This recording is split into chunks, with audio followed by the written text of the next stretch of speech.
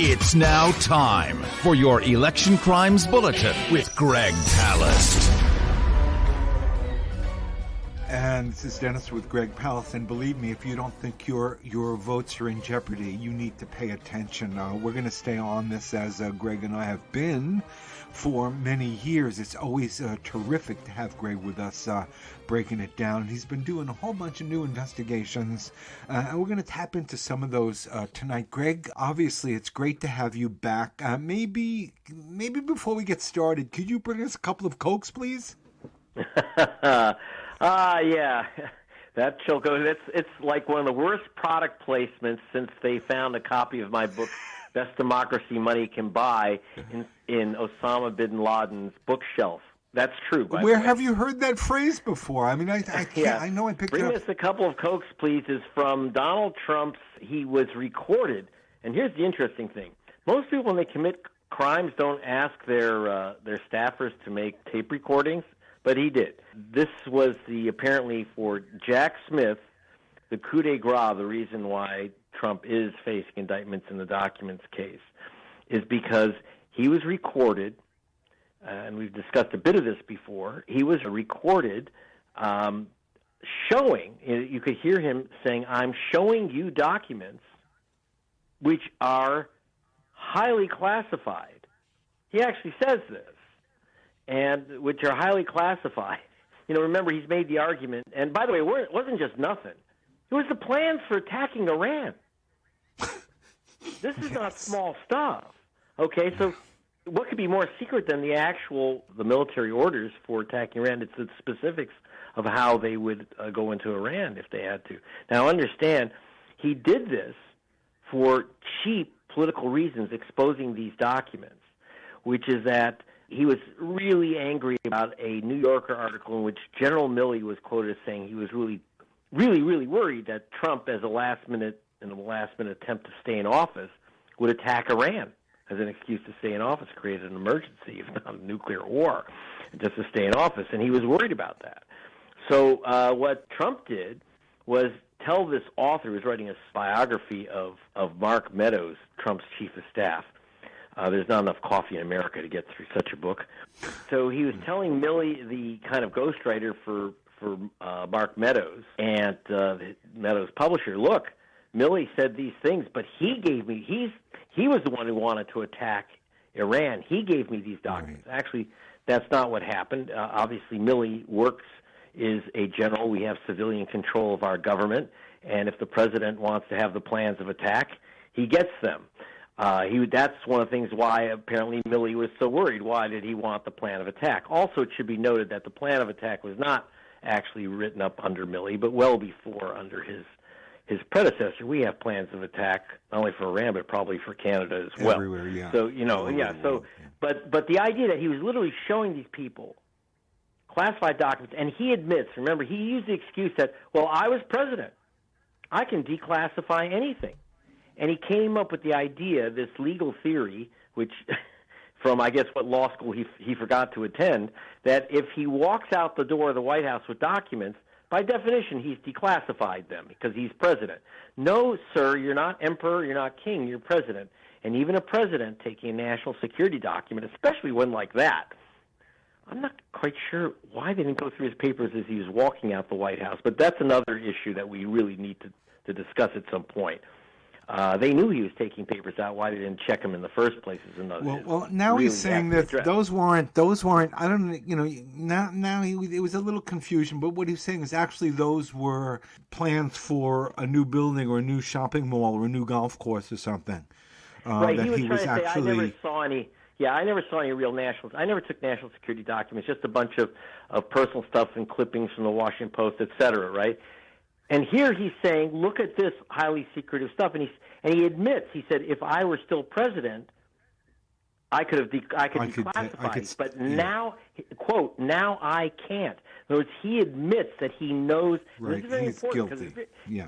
Yeah, here's the thing. But he's been guilty of a lot, Greg. He's been guilty of a lot. Let's just be real. We're talking about the documents thing, which is already clouded by the fact that everybody has, and I know it's a big difference between what Trump did and everything, but it's a very cloudy issue on the way to getting very close to an election. So maybe there'll be some justice about this, and maybe not. So number one is what this establishes is intent, because the most difficult thing in a crime like this, you actually pretty much have to tell a jury he knew he was committing a crime. And how are they going to do that? So Jack Smith, the special prosecutor, was kind of stumped and until he got this recording, because here the guy admits, I know I am doing this and I'm not supposed to. And his staffer says to him on that recording, now we're in trouble. He actually says, now we're in trouble for showing the document. Yeah. So, and they laughed about it, and then he said, oh, okay, well, would you bring me some Cokes, please? Bring us some Cokes, please. As long as you're committing a crime, we don't want to be thirsty. And we're laughing, but this is, you're showing the plans for attacking Iran to someone. And what is he doing with those plans? And, of course, there's always the great fear that he sold them, or the way he's handling them. Can you imagine if, God knows who's getting copies of these documents? They're being handled like throwaway pictures of from your cousin's bar mitzvah or something. So this is a very, very serious thing for Trump and for America. It is indeed. You're listening to the Election Crimes Bulletin on Flashpoints. This is Pacifica Radio, your daily investigative news magazine. We do this with Greg Palast at gregpalast.com, investigative reporter monitoring the vote and protecting the vote, really investigating what's happening in terms of voter suppression across this country, and he has been doing it for many years. Greg, but we got to talk about, I want to focus on the Supreme Court, what's been coming out, and Paul the Vulture Singer. This is somebody you've been on top of. There has been some decent reporting coming out of Washington on the story, but there's a lot more to the story. And of course, it turns the entire U.S. justice system on its head and puts it all into question, this story. Yes, well, let me mention, obviously, I hope that all of you, or most of you, have heard this story, that Paul Singer, the man who I called and now everyone calls the Vulture, but he actually has what everyone in the industry calls the Vulture Fund, about just a little under $50 billion, where he goes after companies, nations, and people who are dying, and then he's kind of like a super repo man collecting.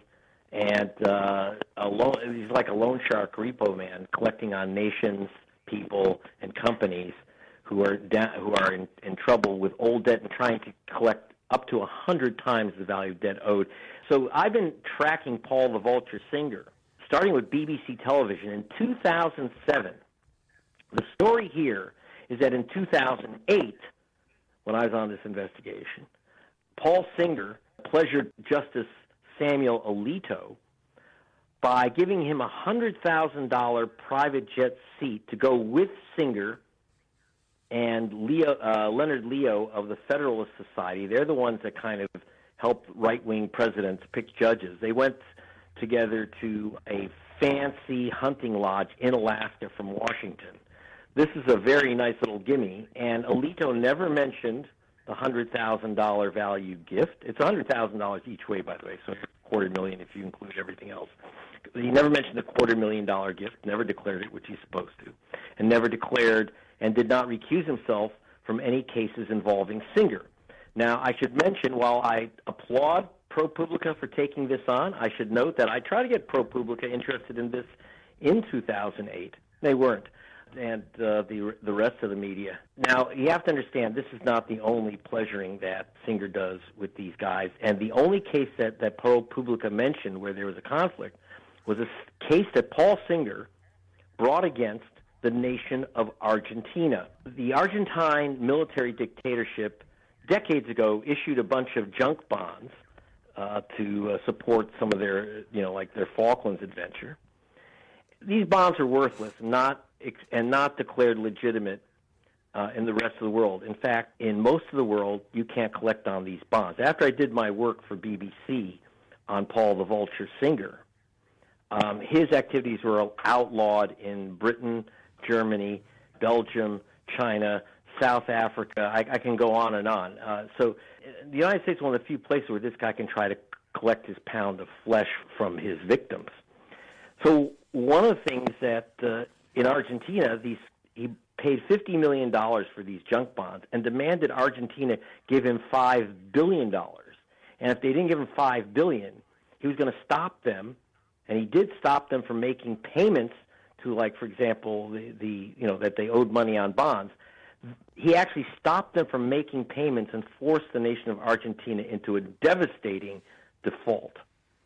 Wow. Now, that case went before the U.S. Supreme Court, and Alito sided with Singer, but did not mention that, by the way, this is my buddy.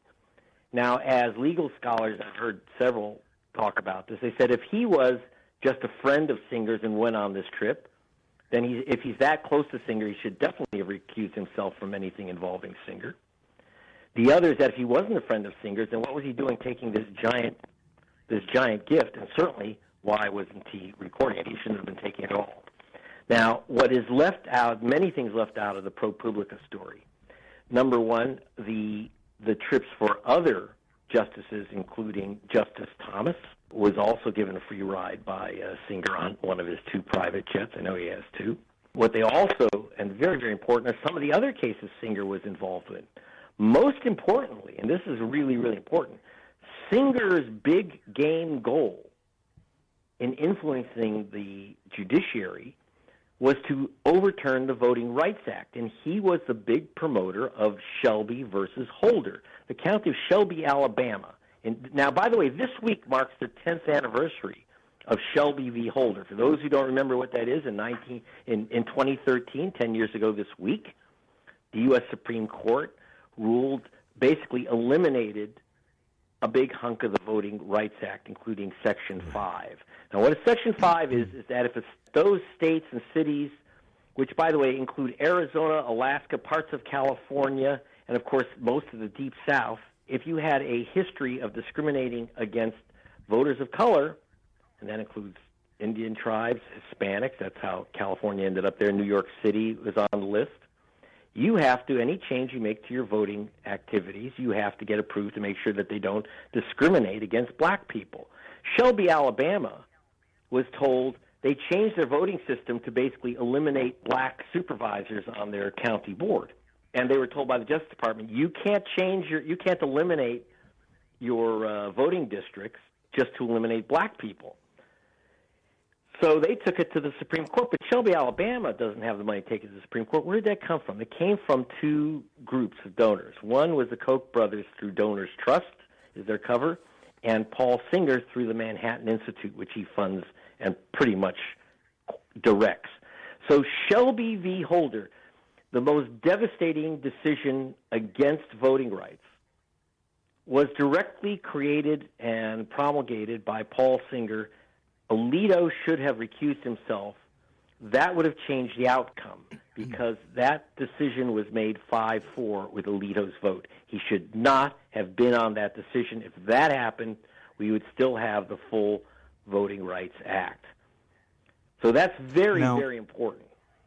Absolutely. And just to underline this, Greg, I don't know if anybody knows the itinerary for the trip and the cost list. But these are, number one, extremely expensive trips.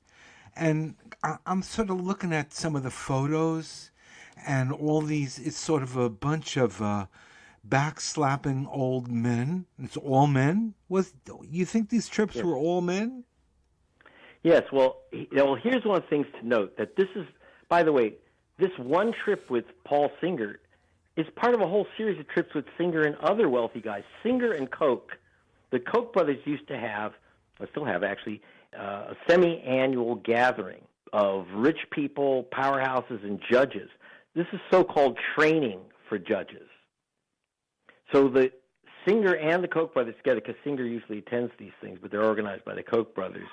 Now just Charles, because David has passed away, in which they would have judges from all levels, Supreme Court justices, appellate judges, etc. Again, go to Vail. They were in Vail, Colorado. and other fancy resort areas, very expensive digs. And supposedly they're getting training. The judge, well, do you really want rich guys who you may have to sue being training your judges? Plus, the images are very important. If you're a judge on an appellate bench and you want to get on the Supreme Court, you're watching this, and you're seeing, and one guy's name keeps getting left off, is Leonard Leo, as head of the Federalist Society.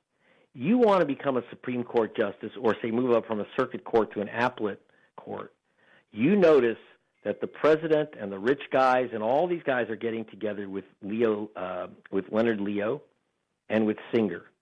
You're not going to cross those guys if you want to move up. So it's very, very important to understand how this is operating. And I will say, I'm just going to throw it at you, but I'm not going to say more than that, so I'm not going to let you ask me further questions, Dennis. I'm warning you in advance. I just spoke to an FBI agent who infiltrated one of these meetings of the Kochs. Again, it's not just Singer and Alito. It's Singer and many other justices and the Kochs and other justices. So he infiltrated one of these meetings, an FBI agent, and the comment was, gee, all these judges seem to have very young women with them. So he said, isn't it nice that they brought their daughters? Of course, they weren't their daughters. So what else is going on at these meetings? And I'm looking further into that. So there's a lot more to come. Yes. Let's put it, there's a lot more to come at a lot of different levels. Well, and let me add something else. The other thing that ProPublica did not include and has never included, and I can tell you why. I did a story on Paul Singer's influence when Mitt Romney was running for president in 2012. I did the cover story for the Nation magazine. I discovered that Paul the Vulture Singer had given over $100 million to Mitt Romney. Not a campaign contribution. This is into his pocket. How did that happen? What Paul Singer did was allow Mitt Romney's wife, through her so-called secret trust, and I got the documentation, by the way, because Nation didn't want to get sued. We have the documentation that basically they were let in on a no-lose deal with Paul the Vulture Singer so that they got, with virtually no investment, got a $110 million windfall.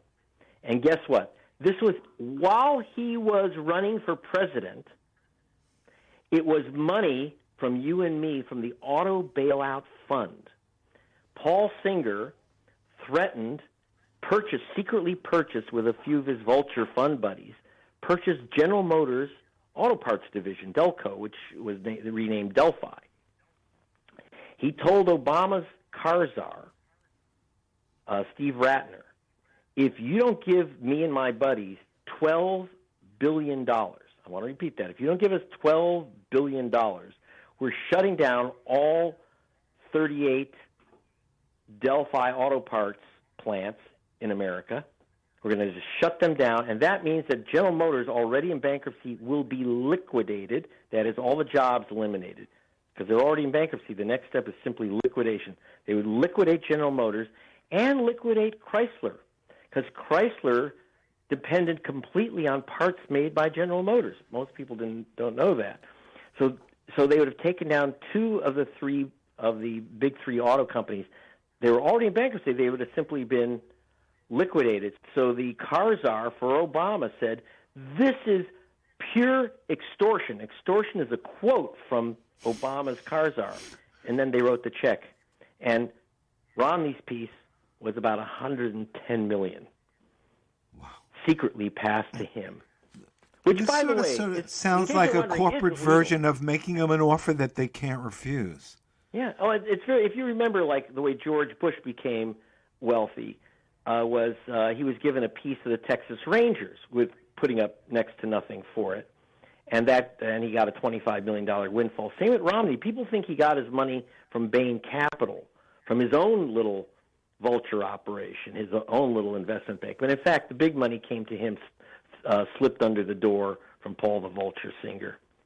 Understand, how come that wasn't reported? How come only this little story, and let's not forget, this story is now 15 years old that ProPublica decided it would tiptoe out and mention with Alito. And everyone's making a big deal. So why weren't these other stories reported? The answer is threats. When I did the story in 2007 for BBC television, and I also put it on the front page of the Guardian newspapers, that Paul the Vulture Singer, who is very close to Bush, the number one donor to the Republican Party out of New York, BBC got a threat. Paul Singer's goons called BBC and told my producers, we have a file on Greg Palast. So what they do is they keep files on journalists to threaten them and blackmail them. And I said, well, if you got a file, publish it. And BBC said, well, obviously you have a file. Well, you have a file on him. He obviously has a file on you. BBC would not back down. But I had other stations, including Al Gore's Current TV, back down. American stations completely backed away because they were scared. And the case of the auto bailout, are you ready for this, Dennis? And I'm bringing this up because you're only hearing this on Pacifica Radio for a reason. When I did the story about the $110 million that Romney got flipped to him by Paul Singer, it was on the cover of Nation, so you would think they might get a little notice. Bob King, who is president of the United Auto Workers, called the Associated Press reporter on the auto beat. Now, for those who don't know journalism in America or do, you're not a story unless the Associated Press puts them on its wire. That makes a story legitimate. It has to be on the AP wire. So he said, how come this amazing, have you read this story by Greg Palast? How come it's not on the AP wire? And Bob told me that the AP reporter said, I think it's an amazing story, but for the first time in my 30-year career, I got a call from AP Washington saying, do not touch this story. Don't mention it. You can't even report it that Romney got this money, but he denied it. By the way, I called Romney's office. They did not deny it. I'll repeat that. They did not deny that Romney got the $110 million. They would claim that it was legitimate and not against the law. So again, the AP said we can't. The reporter was told by Washington, you may not touch this Romney Paul Singer story. And they threaten papers, they threaten reporters. That's why you don't get this story. And by the way, if you want the story of Paul Singer, the Vulture, if you go to gregpalast.com, there's a free download of The Best Democracy Money Can Buy, the film, and that has a lot about Paul Singer, Mitt Romney, and the rest of the gang. Very important film. This is a big story, and all you got is they give you a little peephole edition. Oh, it's Alito and Singer, and they went fishing. And a lot of people think, oh, that's not nice, but what's the big deal? You have to understand this is part of a much bigger pay-to-play operation. Real big pleasuring of lots of judges, tens, if not hundreds of millions of dollars directly to politicians. This is worse than Citizens United. Because Citizens United is about giving money to a campaign. This is putting money directly into the pockets of politicians, millions. That way they own you. There's no way out of it. Well, and they own the Supreme Court now. You're listening to Flashpoints on Pacifica Radio. This is your daily investigative news magazine. This is our special edition of the Election Crimes Bulletin. We do it with Greg Palast. He's at gregpalast.com. And Greg, obviously we spend a lot of time trying to talk about what's happening on the voter front and the voter suppression. You have been traveling. You've been spending some time in Texas and some time in Oklahoma. I'm very concerned in both cases about the suppression. In Texas, it's about a very popular black leader who's under attack, and in Oklahoma, it's suppressing the Indian and tribal vote. So why don't you, maybe we'll start in Texas? Let's start in Texas. So Supervisor Ellis. Texas. Yes. Okay. So Supervisor Rodney Ellis, the way that Texas is set up, and Houston, the city of Houston is run by its Board of Supervisors for its county, which is Harris County. That was a way to make sure that black people, who are the majority in Houston, don't have too much authority. So they moved. So it used to be an all-white Board of Supervisors running Houston. Then Rodney Ellis, who'd been one of the most powerful leaders of the state legislature, decided, well, I'm going to see what we can do about fixing this. So he became a county supervisor, and now it's a majority black and Hispanic Board of Supervisors as of 2022. So it's been Republican-controlled. So how did Ellis win this? The answer is organizing the Hispanic and African American vote. But what the GOP was claiming is that Rodney Ellis personally ordered the theft and forgery of 700,000 ballots in Houston area. And so I met with Rodney Ellis on Juneteenth, and I asked him about that because I said if he forged 700,000 ballots, and he signed his release form, that took 15 seconds. I said, by my calculation, you would need 121 years working full time to forge those ballots. So how many Confederates did you have? I mean, we could laugh about it, that someone's personally forging 700,000 ballots or has a bunch of Confederates. But here's where it gets real serious. It's not just a goofy accusation. You had a very rich right-wing Texan hire a whole bunch of investigators to prove 700,000 ballots were stolen. By the way, just so you know, they haven't found one, but they thought they did because they said that they were being hidden in an air conditioning repair truck. So one former Houston policeman who was hired, became a private eye. So this is a former Houston cop. He saw the air conditioning truck, the supposed getaway vehicle with these ballots. On the highway, he slams into this truck deliberately, pushes it off the road, almost kills the owner of the truck, runs out, and here this truck's been run off the road, points the gun at the driver's head. The driver is Hispanic and didn't speak much English, points a gun at his head, throws him down on the ground. Now, luckily, the driver had hit 911 because he didn't know what maniac had run him off the road, and now the guy has a gun in his face. So he hit 911.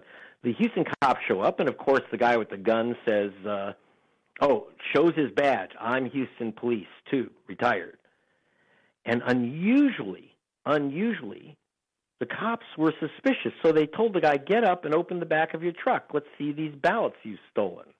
He opens up the back of the truck with his gun at his head, and says, and there was nothing but air conditioning ducts and air conditioning parts. So, unusually, the Houston cops arrested the other Houston cop who'd run the guy off the road. But this is the type of violence we're looking at. And, in fact, in Arizona, when I was there, I talked to one of the organizations that has 50 people full-time doing nothing but voter safety. We had armed men standing next to, because there's open carry, so you got these menacing armed vigilantes standing next to voter drop boxes in Hispanic neighborhoods and challenging people on their citizenship. Of course, you got a guy with a gun standing next to a drop box. You're not going to put in your ballot. You're going to, who's going to take that chance? So when they get these notices, they have 7 flying squads of safety people who don't go armed, but they de-escalate the situation and bring in cops, etc. But this is what Hispanic voters have to go through in Texas and Arizona. And what's the current situation with Supervisor Ellis? He's very popular at the ground, but he's under major attack, right? He's got some serious problems. The problem is, what's very sad. I met with Rodney Ellis, and at night and stuff, all the blinds have to be closed in the state buildings. It was complete. Here was a guy who loves going among the people. He went to 9 Juneteenth events, but now he has to have massive armed protection.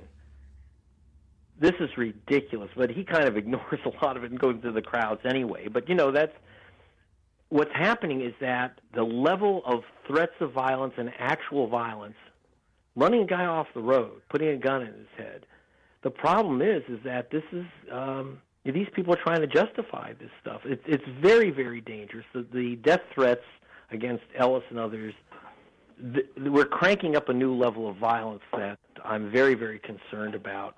Not just in Houston, but obviously the GOP is very concerned that they could lose Texas because they were shocked when they lost control of Houston to Rodney Ellis. Now they're concerned that if Rodney Ellis has taken Houston, their big city, that the Democrats are prepared to take back all of Texas. And so to try to prevent this, for example, Ken Paxton, who is their attorney general, who's been impeached, by the way, and he's probably going to go to jail, right. But in the meantime, on his way to jail while he's committing various crimes, he also proudly crowed that the only reason why Donald Trump won Texas is that he blocked Rodney Ellis's plan to mail out 2.4 million votes to all voters in Houston. Because remember, in 2022 we were looking at, and 2020 we were looking at, this was COVID, and Houston and the county of Harris, which is Houston, decided, well, we're going to make it easy for people to vote. We're going to create drop boxes are illegal in Texas, so they literally created drive-through kiosks where you could vote, show your ID, and vote. They shut those down, and you were supposed to get your ballot in the mail so that you can just drop it off at the kiosk or mail it or whatever you want to do. And so Paxton said, I basically saved Donald Trump's election, or saved Texas. They couldn't save the election, but they saved Texas by blocking the mailing out of the ballots. So people expected to get their ballots in the mail and never got them in Houston, the Democratic area. Okay, that now just finally, you were also dealing with Oklahoma and sort of Arizona. Tribal voting terror, you're calling it. You Yes. want to talk about, because this is important to our community, because we know that the Indian communities in the last 5 to 7 years have gotten very active in terms of organizing the vote and making sure people do vote. This is a new thing. So this is why you've got these right-wingers trying to shut them down. That's right. In fact, I would note you have 200 tribal reservations in California, more than anywhere else. We don't realize that, some of us Californians. But understand, the American Native vote is the swing vote in Arizona, Utah, Colorado, and New Mexico, and Oklahoma, of course, which used to be called Indian Territory. So I met with tribal leadership from both Arizona and Oklahoma, and I've been following this a long time. There is no group which faces more vote suppression than on the reservations in the Pueblos and of the American indigenous peoples. There is no one that comes close, no group that suffers more. And let me give you some of the examples, some of the tricks that they pull. So, for example, I found out that the Pascua Yaqui Reservation, that in Arizona, because the Republicans were desperate because Arizona was slipping away. And let's not forget, Trump only lost Arizona by about 14,000 votes. And what happened was they were shocked because they literally pulled polling stations from the reservations. I don't mean reduce them. Like the Pascua Yaqui didn't have a single polling station. Not one. Not one for the res. But what happened was that the organizers of the American tribal leadership, they went out and they organized people for mass mail-in voting. They did this all over Indian country, and that if it weren't for that like program of saying they're taking away our votes, they're literally removing the polling stations from reservations. We have to counter that. That's why Biden won Arizona and shocked them, because they suddenly had an avalanche of American Native voters, which they didn't expect. And that was in Arizona. Then you had the same in Nevada, which was also a swing area. Now, one of the problems we've run into, or when I say we, I mean American democracy has run into, is that after the Patriot Act, and this is very cute, Bush and Rove put in a cute little codicil that basically said you can't get a mail-in ballot unless you have a formally recognized street address with a street number. Now, understand, when you're in a Pueblo, I was like in the Acoma Pueblo and Taos Pueblo and other reservations, an address might be 2 doors down from the gas station, 1 mile due south from the post office. That's your address, and you get your mail at the post office. But that's a post office box. You cannot get a ballot delivered to a post office box. So how do these people, get their ballots? So they had to run these whole campaigns. But I can tell you, I met voter after voter in the Pueblos saying I couldn't vote because they said I didn't have a formal street address. These are the games that are being played. And here's one more. I'll just give you, I can go on and on, but let me give you one more. We just have a minute left, yeah. Yeah. So in New Mexico, they handed out, because people didn't have formal addresses, they said, we'll give you provisional ballots, and then we'll review and approve certain of these ballots. So they had hundreds of ballots that were provisional in the pueblos. And then they were all rejected. 100% of the ballots were rejected. Why? Because they were in the wrong, not the official envelopes. They were in the wrong envelopes. Well, why were they in the wrong envelopes? The answer was, that's what the officials gave them. They gave them the wrong envelopes and said, oh, you have the wrong envelopes, disqualified ballot by the hundreds. And this was, I remember, this was the difference between George Bush won against John Kerry by 5,000 votes. That's it. And if they had counted all the American native Pueblo vote in New Mexico, Kerry would have won New Mexico. So this is the problem we're running into. So so that's why I'll be reporting from Indian country. A lot more to come on that subject. This is the Election Crimes Bulletin. That's the amazing Greg Palast. You can find him at gregpalast.com, filmmaker, best-selling author, investigative reporter, former BBC reporter, and we're happy to have him with us these days. Greg, thank you for taking the time out. Incredibly important information. Again, it's Greg Palast, gregpalast.com, and we will talk to you soon, Greg. Thank you. Thank you very much. Bye, Dennis.